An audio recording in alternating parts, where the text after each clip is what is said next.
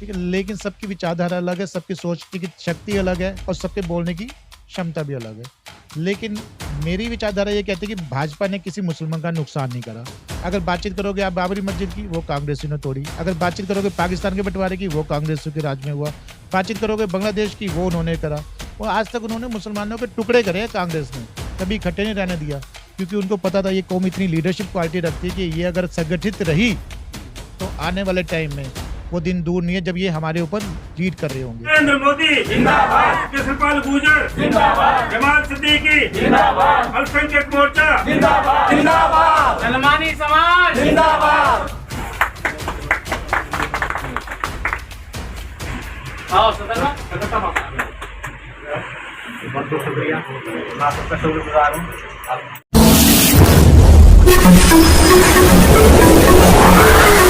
मैं एम नफीस रशीद, आप देख रहे हैं भारत न्यूज़ 247। ओल्ड फरीदाबाद में हूँ। इलेक्शन चल रहा है 2024। हर तरह से समाज जुड़ने की कोशिश करता है और ये जानने की भी कोशिश करता है कि उसके मुद्दे क्या हैं। साथ ही साथ ये भी बताने की हम लोगों के माध्यम से तो बात कोशिश करता ही है, कोई भी समाज हो, कि उसको सरकार से चाहिए क्या। मैं बात कर रहा हूँ आने वाली सरकार से। अक्सर हर पार्टी दावा करती है कि आने वाले वक्त में, यानी कि जैसे कि पहला चरण हो चुका है, 42% बनने की वोटिंग हुई है, पर आगे 6 चरण बाकी हैं और उम्मीद यही है। तो इसी तरह फरीदाबाद में भी मैं आके देख रहा हूँ, ओल्ड फरीदाबाद में, कि यहाँ पर भाजपा के कार्यकर्ता एकजुट हुए हैं और सलमानी एक कमेटी होती है जिसका नाम खास करके कहा जाए कि फरीदाबाद जमात सलमानी ट्रस्ट के नाम से एक संस्था चलती है। उसके जो अध्यक्ष हैं वो भी मौजूद हैं यहाँ पर। और साथ ही साथ स्वागत जो हुआ वो एडवोकेट सिकंदर सलमानी का हुआ है, जो कि अल्पसंख्यक मोर्चे के अंदर, भाजपा अल्पसंख्यक मोर्चे के अंदर हरियाणा प्रदेश महामंत्री हैं। सबसे पहले मैं बात करूंगा यहाँ के आयोजक से, जो कि आज़ाद सलमानी हैं। उन्होंने यहाँ जो समाज को जोड़ा है, इसका सीधा सीधा लाभ क्या भाजपा को देना चाहते हैं या समाज को जोड़कर समाज की कोई मांगे रखना चाहते हैं, ये सब बातें निकल के आएंगी। सब आज़ाद साहब, आप संयोजक हैं, प्रोग्राम कर रहे हैं, सबको आपने अपने घर पर बुलाया है। देख रहा हूँ कि काफ़ी दूर से लोग इकट्ठा हुए हैं। क्या मकसद था आज के प्रोग्राम का, क्योंकि स्वागत तो आप कर ही चुके हो सबके। सबसे पहले मैं तो आप आए सभी मेहमानों का स्वागत करता हूँ और साथ में पत्रकार साहब आपका भी करता हूँ। और मैं अपने समाज के थ्रू लोगों को ये एक लेसन देना चाहता हूँ, एक सीख देना चाहता हूँ कि जैसे मोदी साहब ने नारा निकाला था, सबका विकास सबका साथ सबका विकास। तो सबका साथ सबका विकास तभी होगा जब हम मन से बात करेंगे, मन से चाहेंगे। तो जब तक हम मन से नहीं सोचेंगे कि सबका साथ सबका विकास हो, तो जब तक हम कोई भी विकास नहीं कर सकते। और इसके साथ में अपनी एक लाइन ऐड और करना चाहता हूँ, युवा सोच युवा जोश। जब तक युवा साथी हमारे साथ जुड़े रहेंगे, तो युवा सोच युवा जोश के साथ हम काम करेंगे, तो ही हम अपने मोदी साहब को आगे बढ़ा सकते हैं और 400 पार हम जीत दिला सकते हैं। ओल्ड फरीदाबाद के जो सलमानी हैं, आप लोगों के साथ में जो चल रहे हैं जमात के अंदर, संगठन के अंदर, यानी कि सबके सब भाजपा में जाएंगे। देखिए जी, अभी तक जैसा रुझान निकल कर आ रहा है और मैं डोर टू डोर जा भी रहा हूँ, तो अभी तक तो यही विचारधारा निकल कर आ रही है कि धीरे धीरे लोग जुड़ने लगे हैं। क्योंकि जैसे पहले लोगों के दिमाग में था कि भाजपा कैसी एक संस्था, भाजपा कैसी है, तो अब तक लोगों के दिमाग से निकल चुका था। भाजपा लोगों के सपोर्ट में है, मुसलमानों के सपोर्ट में है। जी, मुसलमानों के सपोर्ट में है भाजपा। जी बिल्कुल, मैं कहता हूँ मुसलमानों के सपोर्ट में है। कोई भी काम ऐसा नहीं किया भाजपा ने जो मुसलमानों के खिलाफ रहा हो। जी, चलिए, आपने जोड़ा भाई, ठीक है, और भी बात करते हैं। आप सदर हैं, कौन सदर हैं आप सदर हैं यहाँ पर ओल्ड फरीदाबाद जमात सलमानी ट्रस्ट के हैं, और ये तो आपके महामंत्री हैं ही। बात ये आती है कि जिस तरह आप लोग सब इकट्ठा हुए हैं और आपने यानी कि ओल्ड फरीदाबाद से भाजपा का समर्थन प्रत्याशी के हक में करने का फैसला किया है, यही फैसला किया है, तो क्या कोई उम्मीद है आपको कि भाई हमें भाजपा के प्रत्याशी से चुनाव जीतने के बाद में ये उम्मीद है कि भाई हमें वो कुछ दे, तो क्या कुछ सोच के बैठे हो? जी, माननीय जो कृष्णपाल गुर्जर है हमारे के मंत्री साहब, वो बहुत निहायत शरीफ आदमी है और बहुत सालों से बहुत अच्छा काम कर रहे हैं। हम तो उनके साथ हैं। हमारा पूरा परिवार, सारा सलमानी समाज सब उनके पक्ष में वोट करेगा।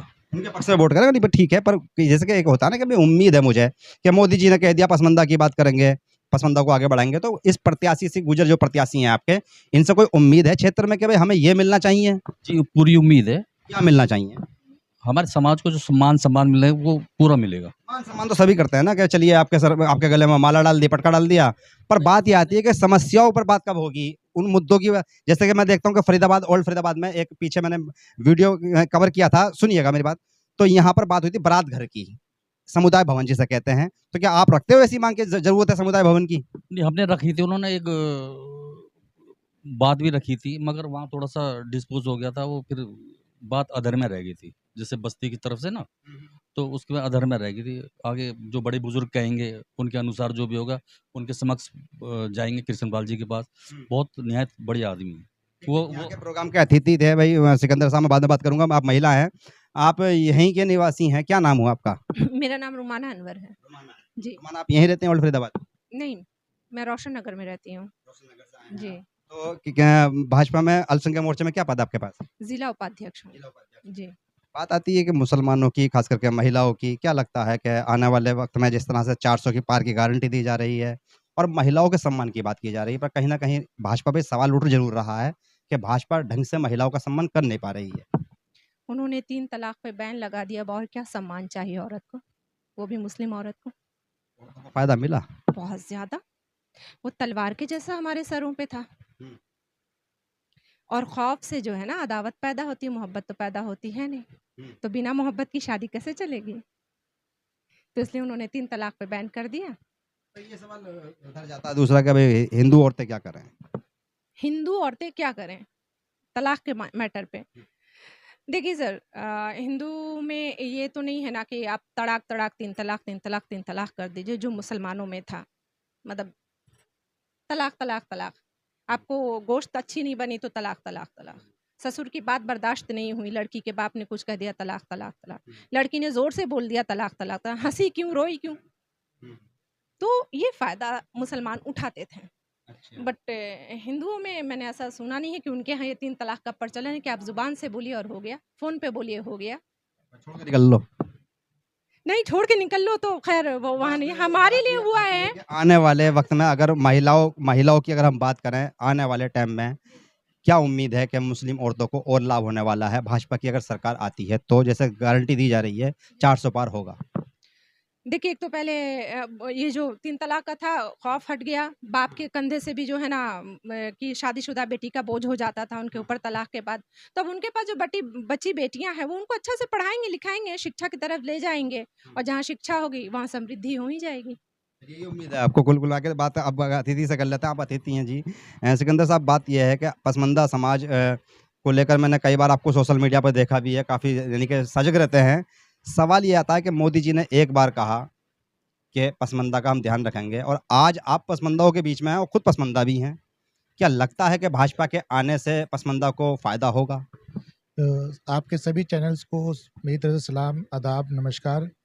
और मैं आज यहाँ पर आया था, मुझे नहीं पता था कि यहाँ पर हमारे बीजेपी की तरह स्वागत हो जाएगा। मैं समाज के बीच पे आया था, सामाजिक तौर पर आया था। और मैं सच बताऊं तो मैं यहाँ पर आके बड़ा खुश भी हूँ कि हमारा समाज कहीं ना कहीं राजनीति की तरफ जा रहा है, जो कि एक अच्छी पहल है। क्योंकि आज देखा जाए हमारे समाज के लोग जिसको भी वोट देते हैं, मैंने यहाँ भी बात रखी कि हमारे पास लीडरशिप नहीं है। और लीडरशिप तब आएगी जब वो कहीं ना कहीं एक्टिव रहेंगे, चाहे घर में रहे, चाहे समाज में रहे, चाहे राजनीतिक तौर पे रहे। और ये बड़ी अच्छी बात है कि और आने वाले टाइम में देखना, आपके चैनल के माध्यम से कह रहा हूँ, मुस्लिम समाज अपने अधिकारों के लिए आने वाले समय में जो रैलियाँ निकालेगा, उसकी गूंज माननीय मुख्यमंत्री तक, माननीय प्रधानमंत्री जी तक, सब तक जाने वाली है। तक कहाँ तक बात को चाहिए कि भाजपा की, कि भाई भाजपा का ये संदेश है और आइए जुड़िए मेरे साथ? देखिए, मैं अपनी विचारधारा आपको बता सकता हूँ। किसी भी यहाँ पूरी दुनिया में कितने आदमी हैं, लेकिन हिंदुस्तान में 1.5 अरब के लगभग है ना, ठीक है। लेकिन सबकी विचारधारा अलग है, सबकी सोचने की शक्ति अलग है, और सबके बोलने की क्षमता भी अलग है। लेकिन मेरी विचारधारा ये कहती है कि भाजपा ने किसी मुसलमान का नुकसान नहीं करा। अगर बातचीत करोगे आप बाबरी मस्जिद की, वो कांग्रेसियों ने तोड़ी। अगर बातचीत करोगे पाकिस्तान के बंटवारे की, वो कांग्रेसियों के राज में हुआ। बातचीत करोगे बांग्लादेश की, वो उन्होंने करा। और आज तक उन्होंने मुसलमानों के टुकड़े करे हैं, कांग्रेस ने कभी इकट्ठे नहीं रहने दिया, क्योंकि उनको पता था ये कौम इतनी लीडरशिप क्वालिटी रखती है कि ये अगर संगठित रही तो आने वाले टाइम में वो दिन दूर नहीं है जब ये हमारे ऊपर लीड कर रहे होंगे। उन्होंने एजुकेशन से दूर रखा, काम धंधों से दूर रखा, ठीक है, समाज से दूर रखा, राजनीति से दूर रखा। आज तक दूर रखने का काम ही करा क्या है कांग्रेस ने? प्रत्याशी के साथ हैं और आप प्रत्याशी के समर्थन में आए हैं, समाज को जोड़ रहे हैं, समाज ने आपका स्वागत भी किया। सवाल ये बनता है कि यहाँ एक पिछली बार मुझे आया था तो मुझे जानकारी मिली थी कि समुदाय भवन की ज़रूरत है, कब्रिस्तान की ज़रूरत है, कब्रिस्तान की बाउंड्री की बड़ी सख्त ज़रूरत है, जगह छोटी है, इस तरह की समस्याएं हैं। आप अभी प्रोग्राम में जाने वाले हैं, मैं बात भी वहाँ करने की कोशिश करूँगा आपसे। क्या आज प्रत्याशी के सामने ये मुद्दे रखेंगे कि भाई अगर आप यहाँ आए हैं अल्पसंख्यकों के बीच में, तो ये मुद्दे भी यहाँ के हैं। बिल्कुल, ये मुद्दे मेरे यहाँ के नहीं है, ये पूरे मुस्लिम समाज के मुद्दे हैं जो आपने उठाई है आवाज़। और आपको जानकर खुशी भी होगी कि माननीय मुख्यमंत्री जब खट्टर साहब थे, तो उन्होंने हमारे लिए जो हमारे सामुदायिक भवन है, उनके लिए उन्होंने हमें क्या करा था कि पास आउट कर दिया था। लेकिन उन्होंने बोला कि ज़मीन कोई भी सरकार नहीं देगी, ज़मीन आप लोग अपने समाज से या फिर सरकारी कोई अगर लगता है कि वक्फ बोर्ड जैसे हमारे पास है, वक्फ बोर्ड आपको अलॉट करता है, उस पर बनाने का जो खर्चा होगा। तो बड़ा कमज़ोर है। देखिए, बात कमज़ोर की नहीं आती, बात ये आती है कि हमारा कितना योगदान है। आज तक मुसलमान शिक्षित ही नहीं था कि ये जो वक्फ बोर्ड की चीज़ है, इसके पे भी यूज़ किया जा सकता है, क्योंकि उनको लगता था कि शादी-ब्याह तो हम घर में कर लेते हैं। आज हम सामुदायिक भवन तक जाने लग गए ना, आज हमें अपने कब्रिस्तान याद आ रहे हैं, आज हमें सामुदायिक भवन याद आ रहा है, आज हमें समाज याद आ रहा है। किस लिए? क्योंकि बच्चों की ज़रूरत है। समाज पढ़ लिख रहा है तो इन चीज़ों को समझता है कि भैया सुख-दुख साझा करने के लिए हमें कुछ ना कुछ ऐसा चीज़ चाहिए जहाँ पर हम अपने लीडर को बुला के मान-सम्मान दे सकें। क्योंकि आप देख रहे हो कि इस घर के कमरे में कितने भाई आ सकते हैं हमारे, और ये सब मेरी हालत नहीं है, ये सभी के समाज की हमारी हालत है कि हमारा समाज बहुत पिछड़ा हुआ और पैसे से वीक है, और इसको हम एक्सेप्ट करते हैं, लेकिन हमेशा नहीं रहेंगे। ये बात भी एक्सेप्ट करते हैं। 1950 को मैं जानता हूँ, आप भी जानते होंगे। अनुच्छेद 343 से पाबंदी लगी, उसकी वजह से समाज पिछड़ता चला गया, वो अधिकार नहीं मिले, मौलिक अधिकार नहीं मिले। सवाल ये आता है कि अब भाजपा की सरकार केंद्र में भी, भाजपा की सरकार राज्य में भी, हरियाणा अति पिछड़ों में ही आता है ये पूरे स्तर पर। मैं खाली मुस्लिम कम्युनिटी की बात नहीं कर रहा या पसमानदा की बात नहीं कर रहा। क्या अनुच्छेद 343 से पाबंदी हटे, ऐसी भाजपा से आप भाजपा में हैं तो क्या मांग रख पाएंगे, नहीं रख पाएंगे? मेरी बात सुनो, मेरे को लगता है कि पहली बात तो ये सारा जो है, अब संविधान में संशोधन की ज़रूरत है। अभी जो पिछड़ेपन का लाभ है ना, सिर्फ़ उन परिवारों को मिलना चाहिए जो आर्थिक क्षेत्र में यानी कि और व्यावसायिक क्षेत्र में पीछे है।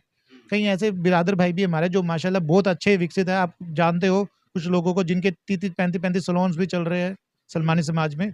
लेकिन उन लोगों को भी कहीं न कहीं आगे हमारे समाज के बच्चों की मदद करनी चाहिए। काम तो हमारा था, लेकिन आज के टाइम में बड़े-बड़े शोरूम आप देखोगे तो वो हमारे नहीं है।